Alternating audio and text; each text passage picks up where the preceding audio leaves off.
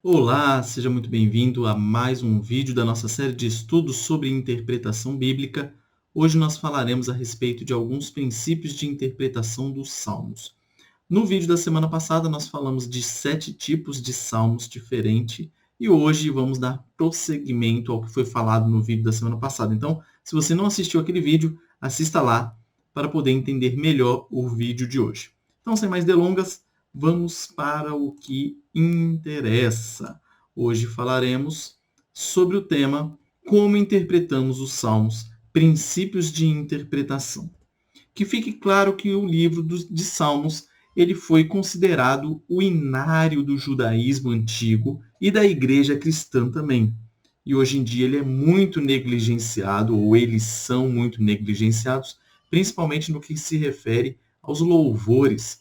Muitas vezes as pessoas preferem utilizar coisas novas, coisas que estão na moda e se esquecem das riquezas que são os salmos.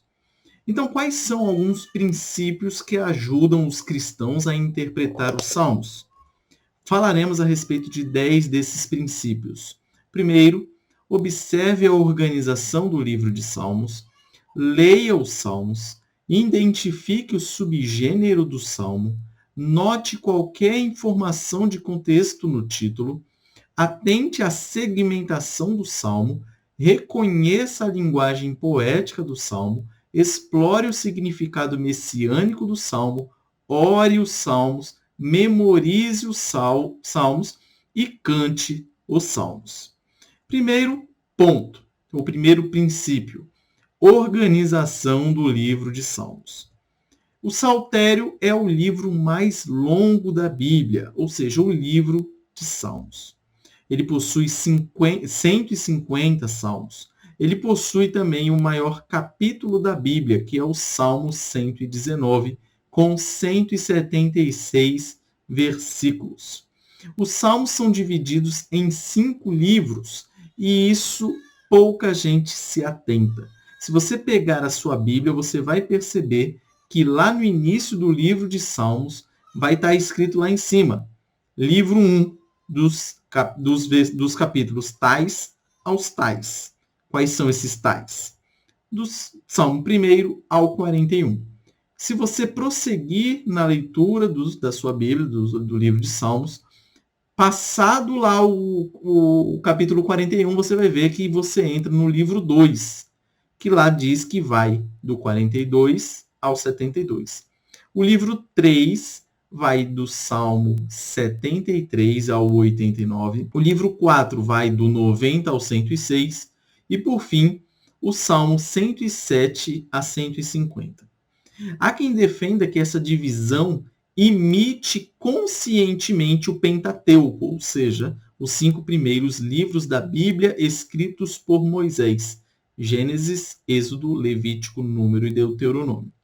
Outros defendem que os 5 livros facilitavam a leitura na sinagoga.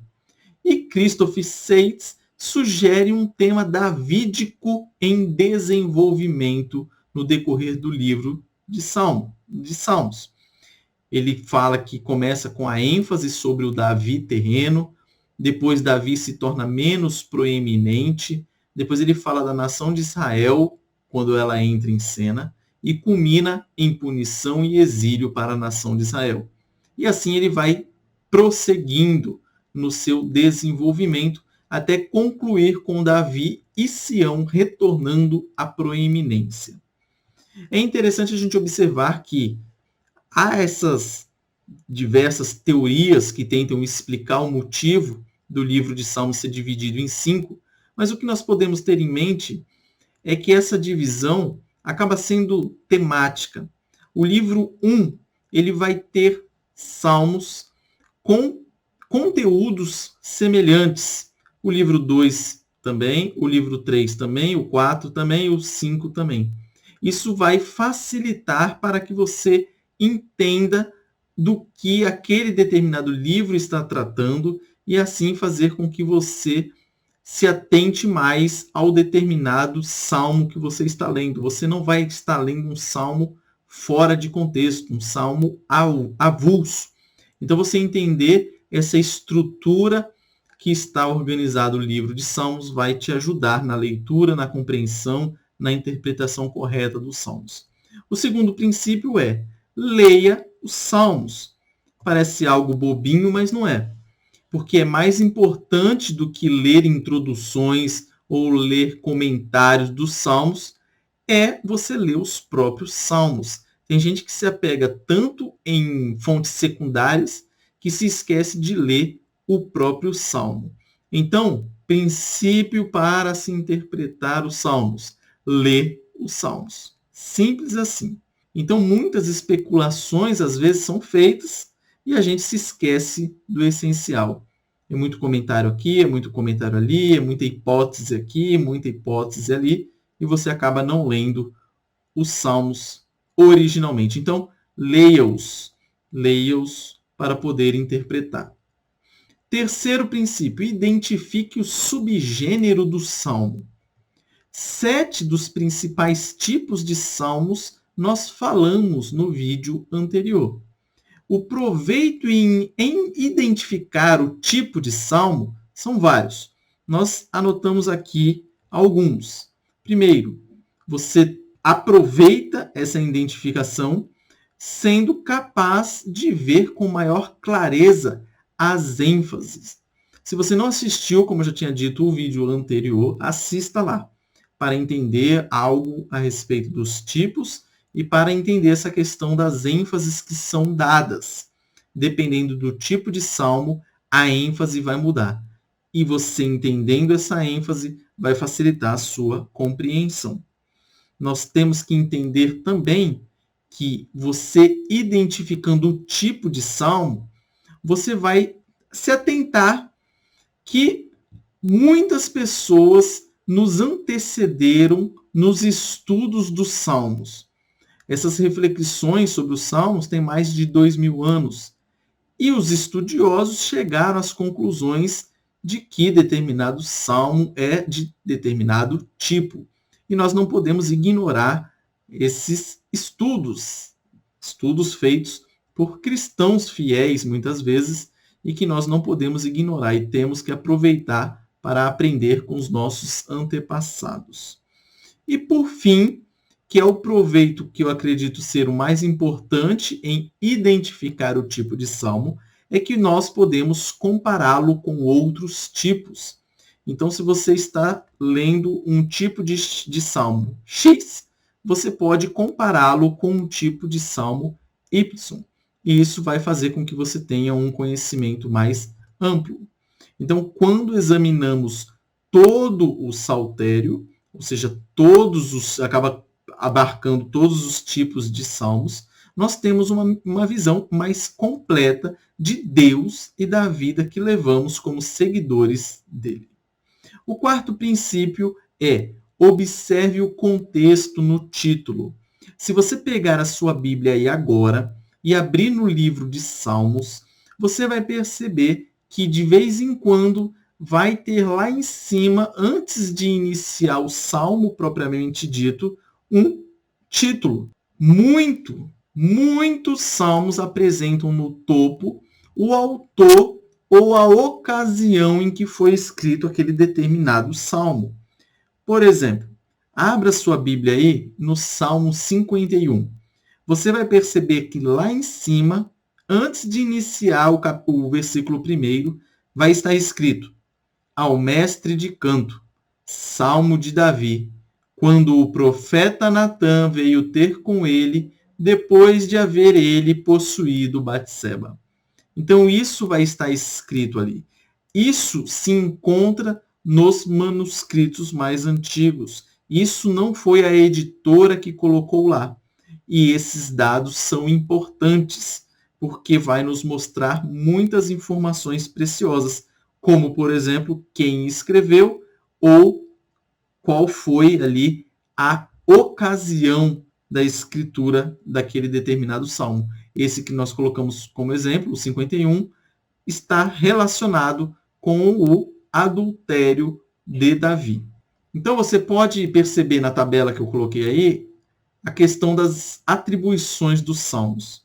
Então esses títulos que você encontra em alguns salmos, eles são atribuídos a determinados autores. Então, lá nós temos atribuições a Davi, e aí o número de salmos atribuídos a ele são 73. De Asaf, nós temos 12. Os filhos de Corá, 12. Salomão, 2. Emã, o Esraíta, 1. Etã, o Esraíta, 1. Moisés, 1. E outros salmos que não têm nenhuma atribuição são 48. Quinto princípio, atente à segmentação do salmo. Como o salmo é uma poesia hebraica, os salmos são divididos em várias linhas e estrofes. Os espaços em branco ao redor das linhas são resultado do agrupamento de linhas paralelas e separação em estrofes. Se você pegar aí a sua Bíblia, você vai perceber esses espaços em branco, muitas vezes em volta dos salmos. E nós devemos seguir a estrutura do salmo. Isso é importante, pois se o salmo está escrito no estilo de poesia, nós não podemos confundir e pensar ou ler como se fosse uma narrativa. Nós perdemos totalmente a característica do que está sendo nos passado. Nós perdemos a questão da ênfase que está sendo dada, nós perdemos a beleza do salmo, nós perdemos muita coisa, fica algo pobre. É como se alguém te contasse uma piada estrangeira traduzida para o português. Provavelmente você não ia dar risada. É a mesma coisa. Você perde toda, falando um jargão popular, você perde toda a mágica do que está escrito ali. Então nós temos que considerar a estrutura do salmo. Ele foi escrito como poesia e nós não podemos ignorar isso. Sexto princípio, reconheça a linguagem poética. Os salmos são poemas com o propósito de canto. Muita gente ignora esse dado. Eles estão cheios de linguagem poética, como metáfora, símile, aliteração, hipérbole e paralelismos, etc. Nós falamos dessas figuras de linguagem em um dos últimos vídeos aqui do canal. Se você quiser, dê uma pesquisada, você vai encontrar. É muito importante saber dessa questão também, dessas figuras de linguagem. Então, os autores eles empregam a poesia como uma expressão estética ou como recurso de memorização ou para transmitir emoção. Nós falamos sobre isso quando nós falamos a respeito de poesia, de figuras de linguagem, etc. Então, há um motivo para os autores bíblicos terem escrito os salmos e terem escrito na forma de poema com propósito de canto. Então, você tem ali expressão estética, que traduz beleza, você tem recurso de memorização, que é um dos mais importantes, transmite emoção. Se você ler o Salmo 51, que nós falamos anteriormente, você vai sentir a emoção de Davi depois que ele se arrependeu de ter feito o que fez, o adultério e o assassinato indireto que ele cometeu. Então, entender errado, nós temos que estar sempre atento, mas também nós temos que ficar atentos também para não empobrecer o texto. Um texto tão belo, um texto tão rico, nós não podemos empobrecê-lo. Então, reconheça a linguagem poética do Salmo. O sétimo princípio é explore o significado messiânico dos Salmos. Deus prometeu a Davi que um de seus descendentes reinaria sempre em seu trono. Você pode encontrar isso no segundo livro de Samuel, capítulo 7, versículos 12 e 13. Quando teus dias se cumprirem e descansares com teus pais, então farei levantar depois de ti o teu descendente, que procederá de ti, e estabelecerei o seu reino. Este edificará uma casa ao meu nome, e eu estabelecerei para sempre o trono do seu reino. Aqui é Deus falando. Então perceba que ele prometeu a Davi que o seu trono estaria sempre com um descendente seu ali. apontando para quem no final? Claro, para Jesus Cristo. O Novo Testamento declara que Jesus é esse rei davídico prometido. Então vejam lá o que diz em Atos 2, 29 a 31. Aqui é a pregação do apóstolo Pedro, dizendo o seguinte: irmãos, seja-me permitido dizer-vos claramente a respeito do patriarca Davi, que ele morreu e foi sepultado, e o seu túmulo permanece entre nós até hoje. Sendo, pois, profeta e sabendo que Deus lhe havia jurado que um dos seus descendentes se assentaria no seu trono, prevendo isto, referiu-se à ressurreição de Cristo, que nem foi deixado na morte, nem o seu corpo experimentou corrupção. Então veja aí essa referência a Davi, a promessa que Deus fez, aos descendentes de Davi e apontando sempre para Cristo. Então há diversos salmos que os autores do Novo Testamento aplicam a Jesus. Muitas vezes os salmos apresentam Davi como o tipo e Jesus como o antítipo. Essa questão de tipo e antítipo se refere à tipologia.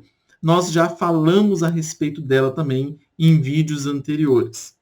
Exemplo, se Davi enfrentou a oposição dos ímpios, como nós encontramos lá no Salmo 69, 4, quanto mais o preeminente justo, ou seja, Jesus Cristo, terá de enfrentar oposição da parte dos ímpios. Então, esse é o paralelo que é feito. Então, nós podemos dizer que todo salmo davídico citado no Novo Testamento que se cumpriu em Jesus é messiânico. Nós temos Jesus citando os salmos e nós temos diversos salmos apontando para Jesus Cristo. Então, além disso, Jesus ele ensinou que os salmos apontavam para ele. Veja o que está no Evangelho de Lucas 24, 44. A seguir, Jesus lhes disse: são estas as palavras que eu vos falei, estando ainda convosco. Importava se cumprisse tudo o que de mim está escrito na lei de Moisés, nos profetas e nos salmos. Essa divisão que nós encontramos aqui, lei de Moisés, profetas e salmos, é conhecida como a divisão tripartite da Bíblia hebraica. Algumas vezes, a Bíblia hebraica será referida apenas como lei de Moisés e profetas. E, em algumas vezes, como lei de Moisés, profetas e salmos ou escritos. Mas você entenda que isso é todo o Antigo Testamento. Então, o Antigo Testamento para o judeu é lei de Moisés, profetas e salmos ou escritos. Oitavo princípio, ore os salmos. Os salmos são poemas e canções, mas também são orações. Eles abrangem todo o âmbito de emoções e experiências que as pessoas têm nesta vida. São orações inspiradas, nos ensinam a orar por coisas e da maneira que Deus deseja. Por isso que nós não podemos ignorar a riqueza dos salmos.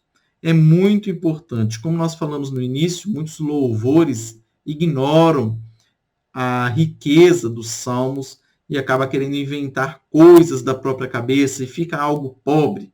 Nós temos que aprender com os salmos, tanto os louvores como a oração. Lembrem-se, nós estaremos orando orações inspiradas por Deus. O filho, ele aprende a falar porque seu pai fala para ele. Assim, aprendemos a falar com Deus porque ele falou para nós e, portanto, falamos com ele. Então, perceba isso. A criança ela aprende a falar ouvindo seus pais falando com ela. Da mesma forma, nós aprendemos a falar com Deus ouvindo Deus falando conosco. Lembrem-se de Jesus Cristo ensinando seus discípulos a orar. Ele estava ensinando os discípulos a falarem com Deus. Então, nós devemos aprender também, por meio dos salmos, como fazer orações ao nosso Deus. Então, Podem não somente os salmos ser orados palavra por palavra, mas também ponderados no coração, digeridos mentalmente e orados contextualmente, dependendo da situação em que nos encontramos. Ou seja, você não precisa decorar o salmo e repeti-lo na hora de orar, mas você pode aprender o contexto ali. Você pode tirar o princípio do que está no texto. E aí você acaba contextualizando para uma situação real da sua vida. Isso é utilizar o salmo como oração. Você não precisa decorar o salmo e falá-lo palavra por palavra como se fosse uma reza, sem sentido, ou sem sentido não, mas sem sentimento, como se fosse apenas uma formalidade. Não. Você aprende o salmo, você extrai o princípio no salmo e você utiliza isso para você fazer a sua oração contextualizando aquela mesma situação que aconteceu naquela época, você aplica para o seu caso concreto. Nono e penúltimo princípio, memorize os salmos. É uma maneira importante de você conseguir orar. Como você vai orar utilizando os salmos se você não os tem memorizado? Então, memorize-os. Vai ajudar muito com que você consiga orar os salmos. Quanto à importância de meditar nos salmos para devoção, instrução e inspiração, veja o que diz o Salmo 19. A lei do Senhor é perfeita e restaura a alma. O testemunho do Senhor é fiel e dá sabedoria aos simples. Os preceitos do Senhor são retos e alegram o coração. O mandamento do Senhor é puro e ilumina os olhos. O temor do Senhor é límpido e permanece para sempre. Os juízos do Senhor são verdadeiros e todos igualmente justos. São mais desejáveis do que ouro, mais do que muito ouro depurado, e são mais doces do que o mel e o destilar dos favos. Então perceba aqui essas palavras que eu negritei aí. Lei, ou melhor, que eu destaquei. Lei do Senhor, testemunho do Senhor, os preceitos do Senhor, o mandamento do Senhor, o temor do Senhor, os juízos do Senhor são mais desejáveis do que o ouro. E isso você tem que ter em mente. A lei do Senhor, os ensinamentos dele, os mandamentos dele, não são uma carga pesada, pelo contrário. Os filhos de Deus têm prazer na lei do Senhor, em meditar na sua lei, em guardá-la na mente, no coração, e em obedecê-la. Essa deve ser a nossa vontade e o que nós devemos correr atrás. Continuando, além disso, por ele se admoesta o teu servo, ou seja, pelos juízos, temor, mandamento, preceitos, testemunho, lei do Senhor. Então, por eles se admoesta o teu servo. Em os guardar, a grande recompensa. Veja o que diz o Salmo 19, de 7 a 11. Em os guardar, em guardar os juízos, o temor, os mandamentos, os preceitos, testemunho, a lei do Senhor.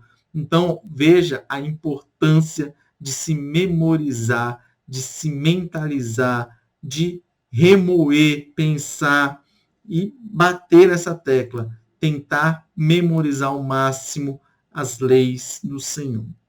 Por fim, o 10º princípio, cante os salmos. E aqui a dica é a mesma. Uma maneira de cantar os salmos é memorizá-los. Fica difícil, você consegue cantar o salmo sem estar memorizado, desde que você o escreva em alguma coisa. Hoje em dia com o celular facilita bastante isso também. Mas é importante, é interessante, é viável, é muito bom que você os memorize. E aí você pode cantá-los o dia inteiro. Está no ponto de ônibus? Cante. Está dirigindo seu carro? Cante. Está fazendo qualquer coisa? Cante. Cante os salmos. Embora seja um deleite do cristão ler e meditar em qualquer dos salmos, essa parte da escritura talvez encontre sua expressão mais plena em forma de canção. Originalmente, os salmos foram escritos como canções de adoração individuais e coletivas. Então, se os salmos foram escritos visando o louvor e a adoração, ou com outras palavras, como cânticos de louvor a Deus, nada melhor do que nós o utilizarmos ou os utilizarmos dessa maneira, os cantando todos os dias, todas as horas. Então, quaisquer salmos cantados pelo povo de Deus hoje são um coro ininterrupto que tem ecoado por mais de 3.000 anos. Imagina que interessante é você repetir cantando um salmo que foi cantado, por exemplo, pelo rei Davi há 3.000 anos atrás. Olha que legal, que interessante, que maravilhoso isso. Pela graça de Deus, chegou até nós a sua palavra revelada nas Escrituras. E os salmos são belíssimos e devem ser aproveitados ao máximo para adorar o nosso Deus. Algumas poucas reflexões aqui para nós encerrarmos e mais 2 desafios. Primeiro, você tem o costume de observar as inscrições no topo dos salmos ou você pula direto? Aquelas contextualizações ali em cima, aqueles tópicos em cima dos salmos, eles são palavra de Deus também. Não confunda com aquela palavrinha negritada que fica acima, aquele título que foi dado pela editora, não. Mas aqueles títulos embaixo ali, entre o título dado pela editora e o primeiro versículo do salmo, aquilo lá também é a escritura. Não podemos ignorar aquela parte. Você já tinha observado a divisão do livro de Salmos em 5 livros? Você já tinha reparado que são divididos em 5 livros? Agora vem o desafio. Desafio 1. Decore um louvor baseado diretamente em um salmo bíblico. Cante-o para o Senhor. E o último desafio, memorize um salmo. Pode ser o Salmo 19, que nós lemos aqui anteriormente, e medite nele durante o seu dia. Eu coloquei dia, mas pode ser à noite também. Muitas vezes a gente perde o sono. E aí você pode meditar depois que você memorizou determinado salmo. Isso vai fazer com que você cresça muito, cresça espiritualmente. É isso que nós tínhamos para falar hoje. Se ficou alguma dúvida, por gentileza, mande aí nos comentários. Um forte abraço, que Deus abençoe a sua vida e te dê muita graça nessa semana que se inicia. Até a próxima, se Deus quiser.